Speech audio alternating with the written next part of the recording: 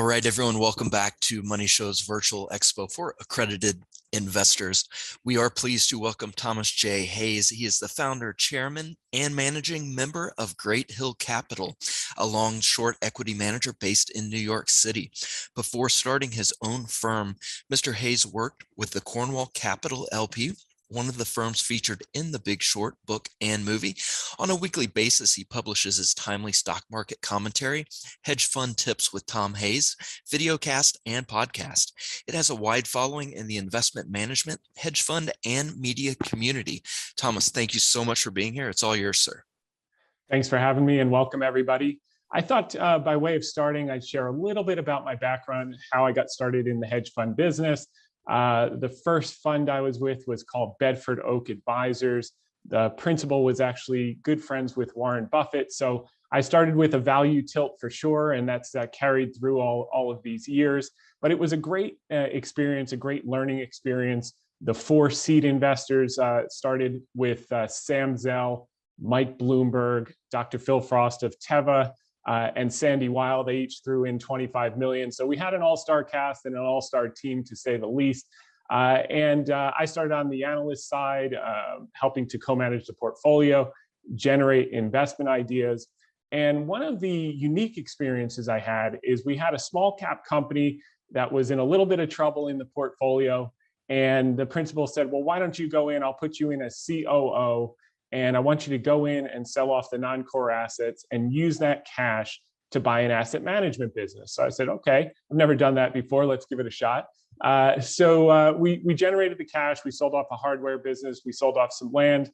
And over the next 6 months, I interviewed and went to see over 100 different asset management businesses. So I saw under the curtain, I saw their books, saw their strategies. And I really learned in the business what strategies worked, what strategies were durable, what strategies didn't work, et cetera. And a lot of that has shaped how I invest and how I think about things moving forward. So we're going to get right down to it. Thanks for joining. So we run a long-short equity strategy in separately managed account format for accredited investors and qualified institutions. And we've really developed a reputation over time for benefiting from sector, stock, and general market dislocations in periods of distress. That's how I got my start. You know, people call me when the market is in distress, when different sectors are in distress. And when I left Cornwall and went out on my own, I really didn't have a need to raise a lot of outside capital. I was happy managing our own money. But I had a friend who would call me every time something happened. I'd walk him through it. And finally, he was managing about $1 billion. He said, listen, I feel terrible. You walk me through all this stuff. Would you, just start, are you taking money yet? So I called a lawyer and got set up.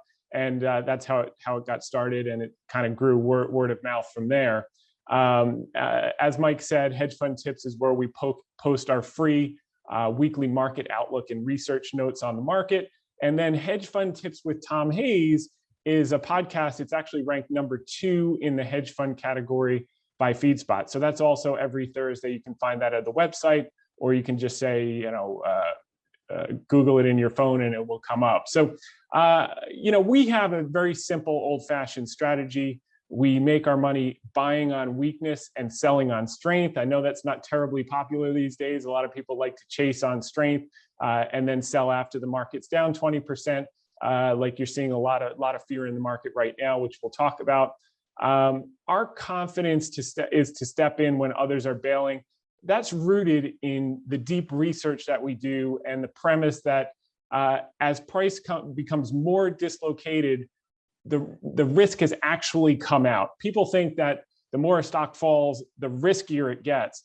And when you do the research and you actually know what you own, and we're going to go through a number of examples here, what you find is the lower the price becomes when you've done your research, the less risk is actually in the stock, but less in the stock in the business that you're buying, because you're buying it at cheaper prices, provided they have durable earnings. And that's why you'll see infrequently are we ever involved in IPOs or companies that have been around for 12 or 24 months. We like companies that we can analyze how have they performed through different cycles. Do they have a durable moat? Can they perform when the general economy is weak, when it's strong, et cetera? And by having 5 or 10 or 15 years of data, when the market or the sector or the stock or the company becomes dislocated and misappraised due to exogenous events, we can step in with confidence and we can step in with material size and sleep well at night, knowing exactly what we own, versus chasing and white knuckling, staring at screens all day, hoping it doesn't move a tick against us. That's not our strategy in any way. Most market participants see increased volatility as increased risk.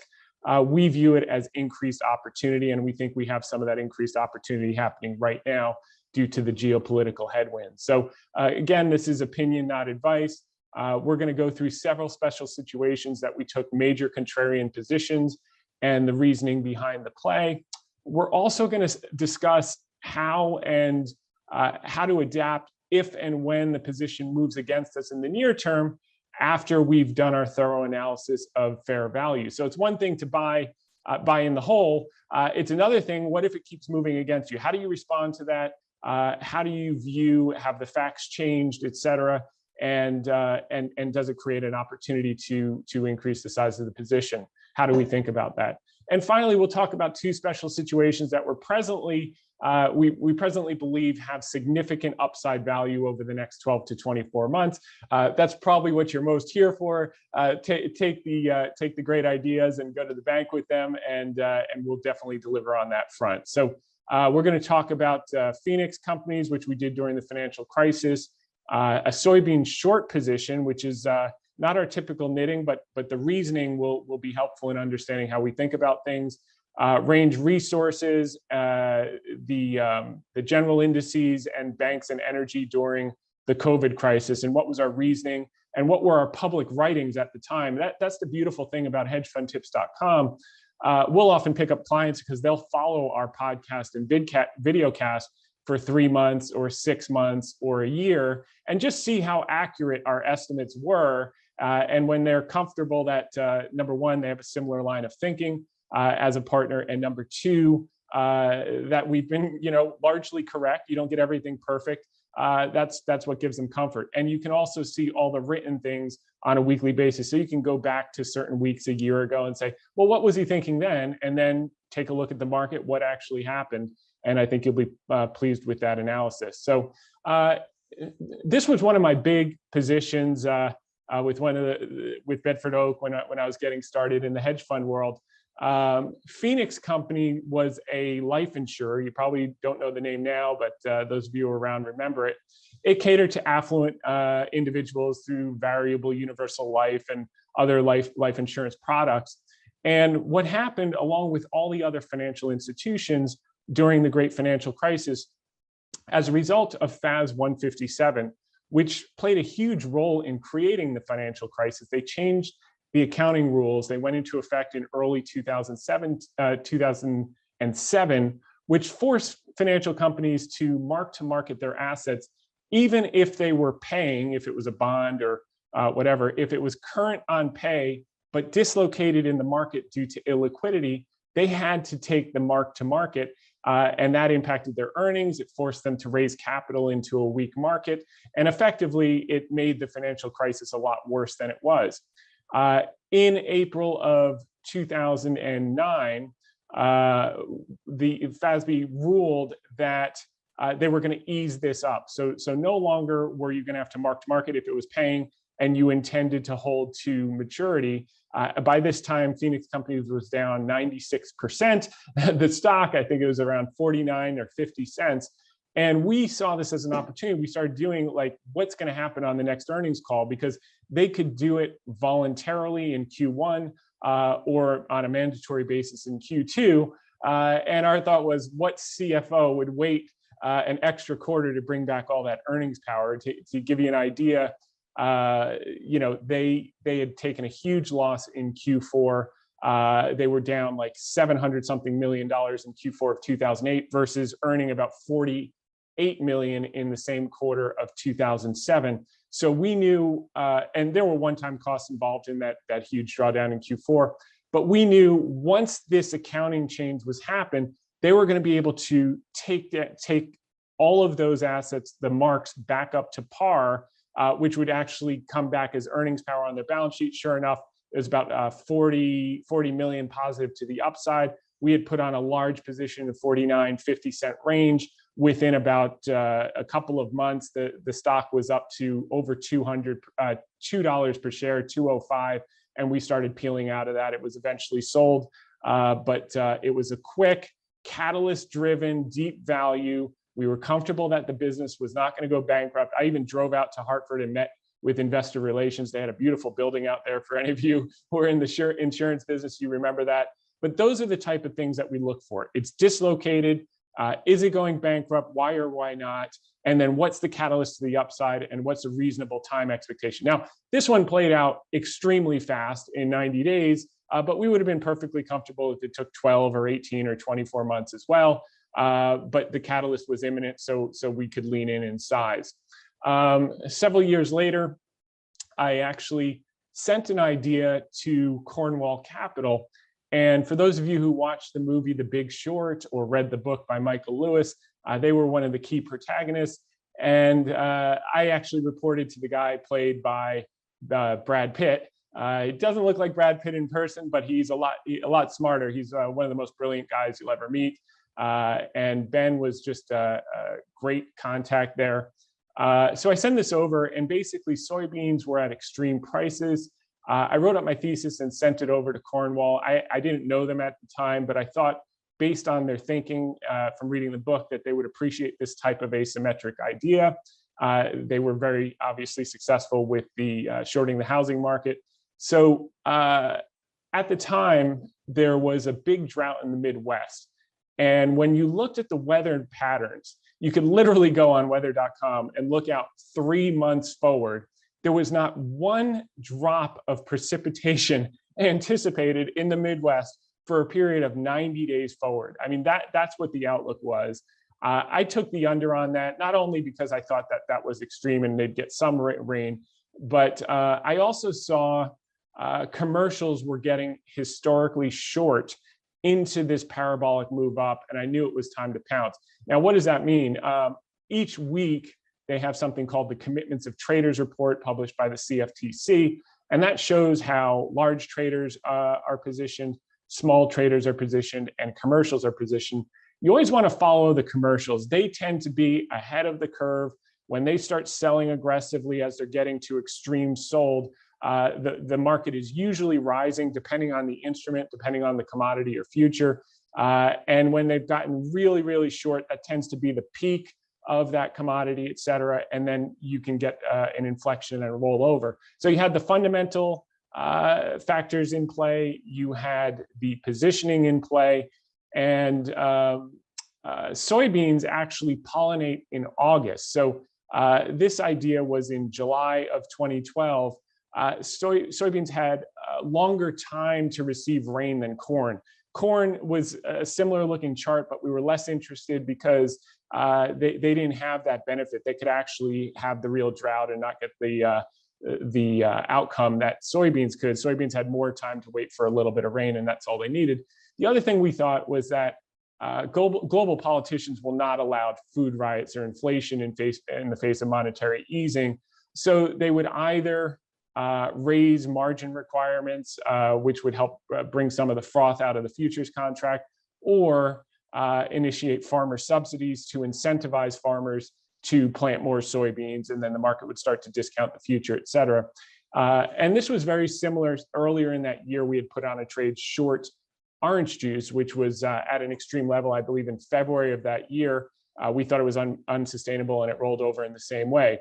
So this is what I'm talking about regarding the commitments of traders. This green line here are the commercials. And as you could see, when it gets to this level and they get that short, you usually do get a pullback. This was one of the most extreme levels. It got up here and it just rolled over. So Cornwall had put 1% of their portfolio in the idea. They were running about 500 million at the time. And that 5 million became 25 million in 90 days. Needless to say, we've been good friends ever since. They invited me to work with them, which I did for a couple of years before going out on my own. So that was another great experience. Okay, then in 2018, I put on something called range resources, okay? Natural gas, the theme, and by the way, just so you can have a visual, this is how brilliant I was, okay? So we put it around on in the 11s and 12s range. It immediately shot up to 18. I thought I was brilliant. And then with COVID and other glut factors, it rolled over to $1.61 at the lows. So how do you deal with a situation like that? When you do a starter position, it starts to work. The good news is we didn't chase up at 18. We never chase up. We always buy weak. The bad news is it rolled over against us. So to put it in perspective, at year end 2013, the range resources market cap was 175% of its SEC reported 10 years of proven reserves. PV10 is what they call it. So it traded at a dramatic premium to its proven reserves. Now, at the time of our putting this position on, it was trading at only 41% of proven reserves. So it went from such an extreme premium over the reported reserves to such an extreme discount. And largely that was because of sentiment, because of people saying there was a huge glut in the Marcellus Shale. And other words, we had enough gas for 10 lifetimes. You couldn't convince the Europeans of that today, that's for sure. Although they are exporting more of the LNG now, and that's going to be a continued trend moving forward. The book value of the proved reserves alone was about $23 when we started initiating at 11 and 12 range. And so we knew that this was a double. It was a question of time.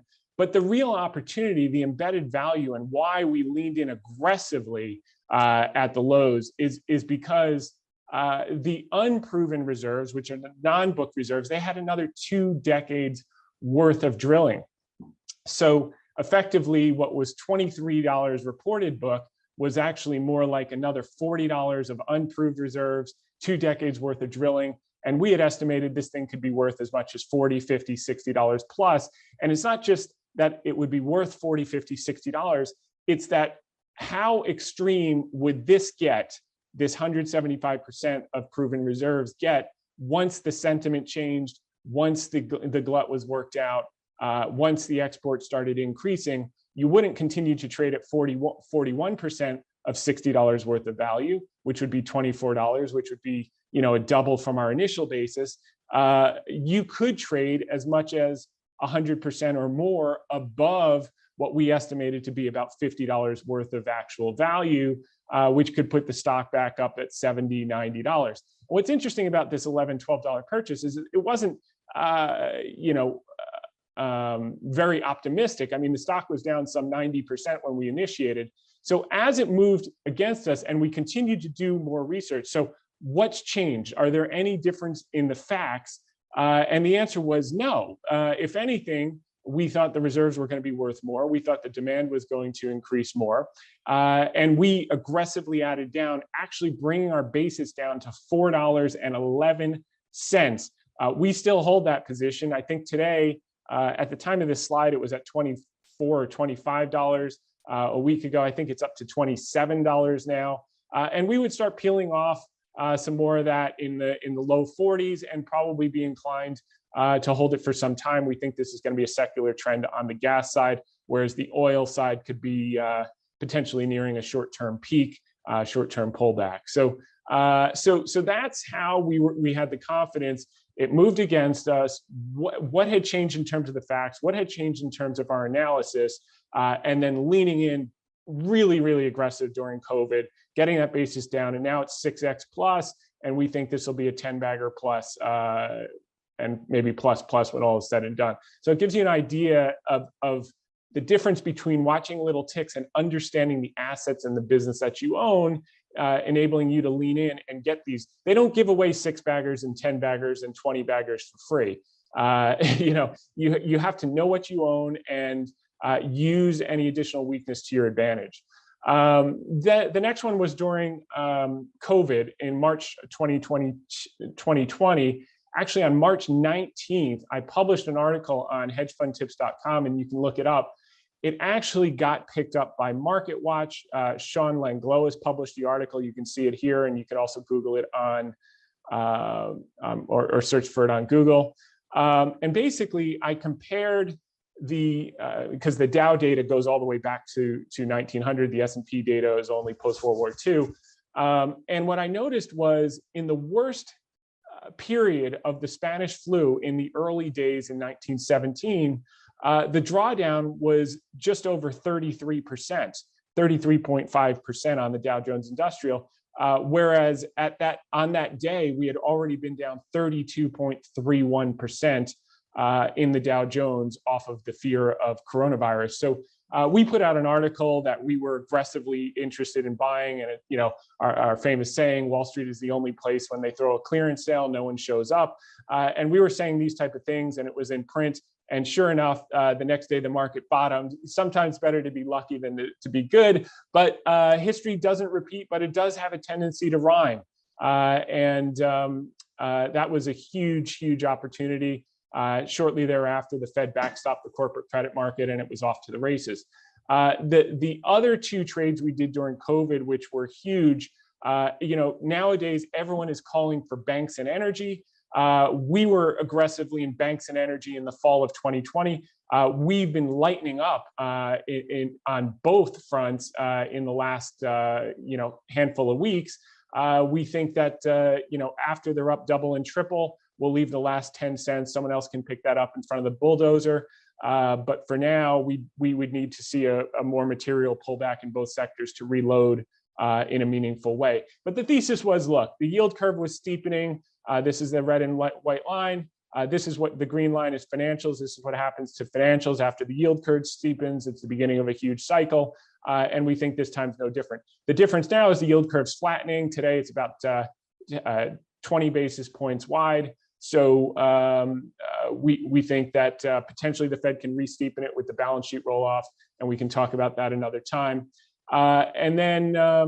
So that was that. The other thing was the CECL, another accounting change which caused Wells Fargo to be dramatically undervalued during COVID. That was one of our largest positions. We leaned in aggressively, and our basis was 2501.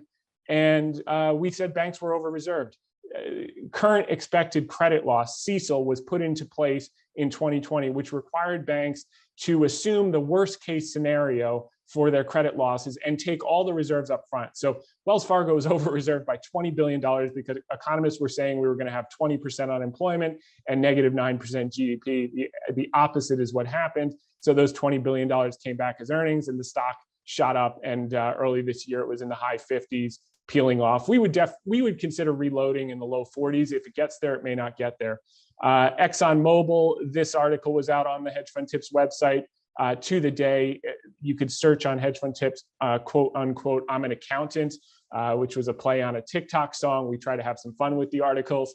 And we said, energy's the most shorted in 20 years. And we were pointing to the last time it was this shorted, and sure enough, they ripped. Exxon, we wanted to do high quality because of balance sheet, and the XLE we're positioning, and they've just taken off, and we're lightening up into the strength. Now, the big ideas for this year, Alibaba and Biotech as a sector. Alibaba has been a controversial stock. Obviously, major value guys are in it. Bill Miller, Charlie Munger keeps doubling down on his double down on his double down, but he knows that these opportunities don't come around too quickly. I liken it to Microsoft from 2006 to 2013. Over these 7 years, the revenues grew by 112%, the cash flow grew by 193%, and the earnings grew by 120%. The stock price did zero. Now, over the next 7 years, the cash flow also tripled. Okay, so not much more improvement in terms of performance, but the stock went up 1,500%. So, it goes to show that even if you're early, if you've done a good enough job on the research, eventually you get paid in material ways for buying high quality businesses when they're on sale, provided the underlying fundamentals are continuing to improve. Alibaba is the same exact situation. In our view, in the last 7 years, from 2017 to 2021, the revenues grew by 900%, the cash flow grew by 550%, and the earnings grew by 600%. The stock price has done nothing. It's down to 100 today. In that range, you can buy it at 2014 prices. and yet get all of this growth effectively for free. So why is it down? The China crackdown. It's down because their growth rate is slowing. So rather than growing at 30% revenues, they're growing at, in the most recent quarter, in the midst of the regulatory crackdown, 10%. However, management did not take guidance down on the last quarter, which is very interesting, which implies their guidance was 20 to 23% revenue growth, that they're going to come through this crackdown just fine. And at 11 and a half times earnings, the margin of safety is huge, with a huge moat, 1.3 billion users worldwide, and a cloud business that's growing at the ratio historically that AWS was growing, and gaining a tremendous amount of share in Southeast Asia. So we like this story, and we think that it's one of the rare times that you can buy such a high quality business. And then when you look at the overall Hong Kong Shanghai index, it is on sale in a material way. The last time the rubber band got stretched this far, the Hang Seng relative to the world, I'm talking about the Hang Seng because it's China tech weighted, which is Alibaba as a major weight. It rebounded 156% over the next 17 months. That was in 1998. And then many of the individual stocks were up 200 to 250%. It shows Alibaba, the PE ratio falls to the lowest in history. It's at about 11 and a half times forward relative to its historic average of 28 times. And this is what I'm talking about. This is Hang Seng price to book ratio. This was the 1998, then during the great financial crisis, then I think 2016, and then recently. Every time that happened, you got a monster rebound when it traded at a discount to book, 156% rebound, 110% in 2008, 82% in 2016, and 35% in 2020. And during the periods that Alibaba was a public company, the last two periods, Alibaba's doubled the performance of the Hang Seng rebound. It rebounded 82% last time it traded below book. Alibaba rebounded 234%. And most recently, 2020, the Hang Seng rebounded 35%. Alibaba rebounded 70%. Biotech. Okay, this is taking the same type of drawdown as it did in 2016, largely on rate fears. It's trading with the innovation stocks. The difference is the valuation. These stocks aren't trading at an average of 40 times sales and going to 5 times sales like we've seen with some of the others. A quantitative study right now, based on its current multiples, going back to 1986, the sector would have to rise 24% to get back to its average price to book multiple, 155% to get back to its average price to operating cash flow multiple, and 112% to get back to its average forward PE multiple. We like that. There are over 100 companies trading at a discount to cash. We analyzed the top 30 weights in the biotech sector. Their earnings power since November for 2022 has been impaired by a 0.5% or so. In our most recent reading, we're redoing them now, but the sector's down close to 40%. We like that divergence. We think it's on rate fears. I think the narrative is going to change now with some of the things happening in the world to a slower growth narrative in the general economy, and these type of stocks are going to start to outperform once again. Everyone's crowded into cyclicals in the last few months after they're up double and triple and quadruple. We like buying things that are out of favor, dealing with the short-term volatility. And then when everyone's clamoring them, like people were for banks and energy in January and February, we help them out and we start to lighten up in a material way. Plus M&A, a lot of drugs are coming off patent. Pharma's got about 500 billion of cash on their balance sheets. They're going to be buying that innovation that's going to come from the biotech sector. We think that's a great catalyst. So, Mike, I'm going to turn it over for you. If you have a few questions we can handle before time runs out, I'm happy to do that. And I want to thank everyone for tuning in today. All right, Tom, thank you so much. We had a viewer here. They're asking, despite the relatively rapid rise in energy and commodity stocks, do you think there's some upside over the next year or more also? Yeah, I think, energy as a secular trend, I think what you're going to see happen, we'll get some resolution in the geopolitical issues. You'll get an Iran deal. You're going to start to see the rig counts up 164% off the pandemic lows. So the narrative's going to change. Everyone's chasing it up. I'd wait, it could push a little higher until the Russia-Ukraine thing starts to simmer down. But I'd wait for a meaningful pullback before you reload for kind of a 3 to 5 year cycle. I do think there has been underinvestment for the last 5 years. That was part of our initial thesis. But I just think that all the people that hated it in 2020 when we were pounding the table now love it. And that's the time you want to take some profits and revisit, see when they take the trapdoor out, when they all drop through the trapdoor in coming months, and you see WTI down 30, 40, maybe $20, $30 a barrel, and some of these stocks down 30%, and no one wants them and they're puking out because they levered up, then it might be some time to pick them up for the long term. As for banks, the yield curve's flattening. Some of them are looking attractive. I mean, Wells, I think, has come down, 10 points since we were sellers.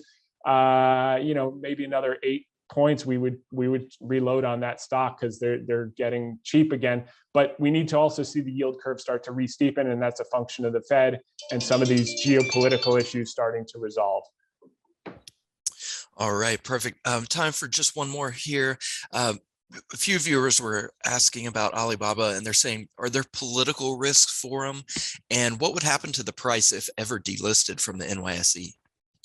Yeah, so the delisting is not a risk because you can, the ADS is fungible. So you could call your broker today and transfer it to Hong Kong shares, which we did several months ago. I think the ticker is 9988. And then you could always transfer them back. It's a nominal switching fee. So that's not really a factor. You could own it in Hong Kong that way. Is there political risk? No question about it. That's why the stock is down from $315 to $100. We think the vast majority of that is now priced in. There was kind of the final bit of bad news today that they're going to delay the IPO of Ant Financial, which is kind of priced in at this point. There's not much value attributable to it. If you back out the cash, I mean, this is, Bill Miller said it best last week. This is the cheapest large cap stock in the world right now. And we think a lot of those political risks are priced in. All of the regulatory announcements and crackdowns were largely a 2021 story. Now they're implementing them. And I think we're going to move forward, particularly because the China National Congress is happening in November, and Xi needs to juice the economy and juice the market in order to have that transition into his third term go smoothly. And they started stimulus about 4 months ago. That starts to be felt on a lagged basis, usually in about 4 to 6 months. So we're right on the cusp where we should see, as Ukraine eases up, China's numbers start to get better and better and better. And Alibaba, based on its weighting, is a key beneficiary of that. All right, excellent. Well, everyone, we're speaking here with Tom Hayes, Great Hill Capitals. Tom, thank you so much for taking the time out today. It's greatly appreciated. I appreciate it. Thanks for having me, Mike.